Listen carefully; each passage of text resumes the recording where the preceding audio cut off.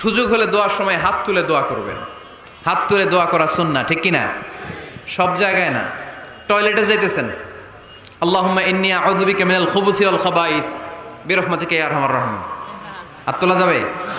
বুঝা শুই না। আল্লাহর হাবিব যেখানে হাত তুলছিলেন, কিছু কিছু জায়গায় আল্লাহর হাবিব হাত তুলেছেন, কিছু কিছু জায়গায় তোলেন নাই। তো তোলেন, যেখানে সুযোগ হয় তোলেন। আল্লাহর হাবিব সাল্লাল্লাহু আলাইহি সাল্লাম যখন হাত তুলতেন, হাতের তালুগুলো আকাশের দিকে করে রাখতেন এইভাবে।